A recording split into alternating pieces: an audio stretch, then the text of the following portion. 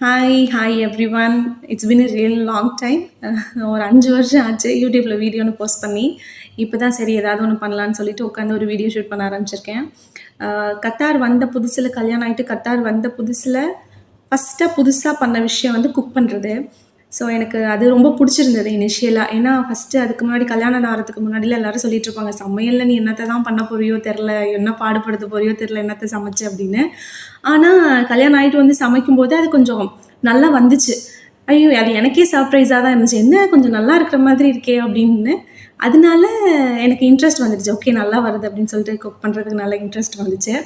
அதுக்கப்புறம் வந்து ஸ்டேப்பிளான ஃபுட்ஸ் தான் நான் ஸ்டார்டிங்கில் பண்ணிகிட்டு இருந்தேன். யூஸ்வலாக நம்ம வீட்டில் பண்ணுவோம் இல்லையா, அதே சாம்பார், வத்த குழம்பு, ஸோ சிக்கன், மட்டன், ஃபிஷ்ஷு இந்த மாதிரி தான் பண்ணிகிட்டு இருந்தேன். அப்புறம் எனக்கே அது கொஞ்சம் போராக இருக்க ஆரம்பிச்சிருச்சு. ஏன்னா திருப்பி ஒரு 10 days அதுக்கப்புறம் திருப்பி அதுவே ரிப்பீட்டா அப்படின்னு.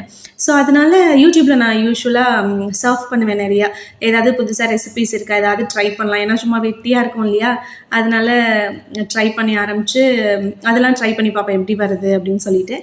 அதுக்கப்புறம் வந்து ஓகே, நம்மளும் ஏன் ரெசிபிஸ் ஏதாவது ஷூட் பண்ணி யூடியூப்பில் போஸ்ட் பண்ணலாம் அப்படின்னு சொல்லிட்டு அதில் ஒரு இன்ட்ரெஸ்ட் வந்துச்சு. சரின்னு சொல்லிட்டு குக் பண்ணுறத வீடியோ பண்ணி எடிட் பண்ணி நான் யூடியூப்பில் போஸ்ட் பண்ணேன். அது கொஞ்சம் ரொம்ப எனக்கு எப்படி இருந்ததுன்னா ஹாப்பியாக இருந்தது, எக்ஸைட்டடாக இருந்துச்சு அந்த வேலை பண்ணுறதுக்கு. எனக்கு பிடிச்சிருந்துச்சு ரொம்ப. அதுக்கப்புறம் ஈவன் நான் வந்து அவுட்டிங் போனதெல்லாம் கூட ஒரு 2 இது வந்து வீலாக் பண்ணி போட்டிருப்பேன். அப்புறம் என்ன ஆச்சுன்னா, இப்படியே போயிட்டு இருந்தது. ஈவன் தோ நான் அந்த டைமில் ஆஃபீஸ் போயிட்டு இருந்தாலும் எனக்கு அவ்வளோ டைம் இருந்தது. எனக்கு அது பண்ணுறதுக்கு ரொம்ப பிடிச்சிருந்துச்சு. அப்போ தான் அந்த டைம் வந்துச்சு ப்ரெக்னென்சி. ஷாக்கெலாம் இல்லை, because it's a planned pregnancy. அப்போது ப்ரெக்னென்சி வந்தோடனே என்ன ஆகிடுச்சுன்னா, சரியான மார்னிங் சிக்னஸ். ஏந்துக்கவே முடியாது, தலை சுற்றினே இருக்கும், நாசியேட்டடாக இருப்பேன். எந்த ஸ்மெல் இல்லையோ ரொம்ப நாரும், எதை எடுத்தாலும் கிச்சனுக்குள்ளே போக முடியாது, எந்த ஸ்மெல்லுமே தாங்கவே தாங்காது அப்படின்ற மாதிரி ஒரு நாசியா.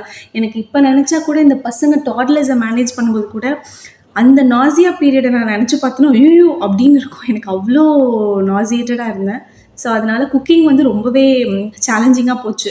நான் செல்ஃபாக எனக்கு குக் பண்ணி சாப்பிட்றதுக்கு ரொம்ப கஷ்டமாக இருந்தது. அதனால அந்த யூடியூப் திங்குன்றது ஒரு பெரிய பாஸ் அந்த இடத்துல. ஓகே, இப்போ எங்கே நம்ம இதை பண்ண போகிறோம் அப்படின்னு அந்த பாஸ் பார்த்தா ஒரு 5 வருஷம் ஆயிடுச்சு. அந்த 5 வருஷத்தில் எனக்கு 2 பசங்க ஆயிட்டாங்க. ஸோ இப்போ வந்து டேஸ் எப்படி இருக்குன்னா ரொம்ப பிஸியாக இருக்குது, ரொம்ப ஹெக்டிக்காக இருக்குது. ஃபாஸ்ட்டு அடுத்த அது பண்ணோம் இது பண்ணோன்னு அப்படியே ஃபாஸ்ட்டாக தான் இருக்குது.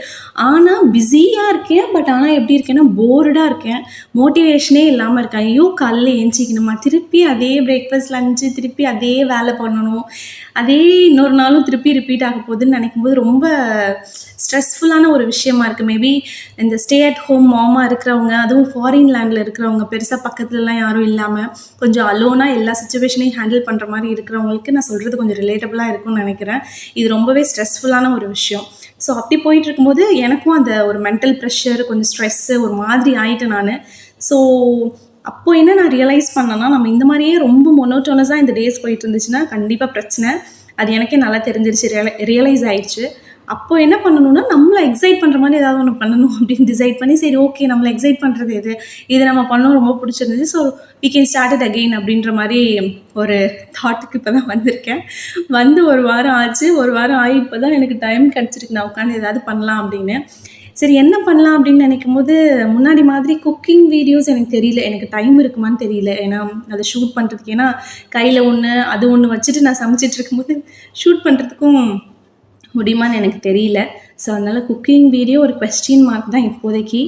ஆனால் வேறு என்ன பண்ணணும்னு எனக்கு ஒரு ஐடியாவும் இல்லை, 0 ஐடியாவில் தான் இருக்கேன். பட் ஏதாவது ஒன்று பண்ணணும். இப்போ உட்காந்து இந்த ஒரு வீடியோ ரெக்கார்ட் பண்ணுறது எனக்கு ஒரு எக்ஸைட்டிங்கான விஷயமா தான் இருக்குது. ஏன்னா ஒரு டே டு டே லைஃப்லேருந்து ஒரு பண்ணாத விஷயத்த புதுசாக ரொம்ப நாள் கழிச்சு பண்ணுறதுன்றதே ஒரு எக்ஸைட்டிங்காக தான் இருக்குது. ஸோ அதனால் ஏதாவது ஒன்று பண்ணலாம் அப்படின்ற ஒரு ஐடியா இருக்குது. பட் என்ன பண்ணலாம் அப்படின்றதெல்லாம் எனக்கு தெரியல. ஸோ லெட்ஸ் சி, நான் என்ன பண்ண போகிறேன் அப்படின்றது எனக்கும் தெரில, உங்களுக்கும் தெரியாது. பார்க்கலாம் நான் என்ன எடுத்துகிட்டு வரேன் அப்படின்றது எனக்கு தெரில. ஸோ இது ஒரு எக்ஸைட்டிங்காக இருக்கும்னு நினைக்கிறேன். டே டு டே லைஃப்லேருந்து ரொம்ப மொனோட்டோனஸாக போயிட்டு இருந்துச்சு. ஏதோ ஒன்று புதுசாக பண்ண மாதிரி இருக்கும் அப்படின்றதுக்காக தான். தென் ஓகே, இது வந்து ஒரு இன்ட்ரொடக்ஷன் வீடியோ மாதிரி, ஒரு கம்பேக் வீடியோ மாதிரி பண்ணலாம் அப்படின்னு. So thank you so much for வாட்சிங் till now. Thank you. Let's see what is going to come next.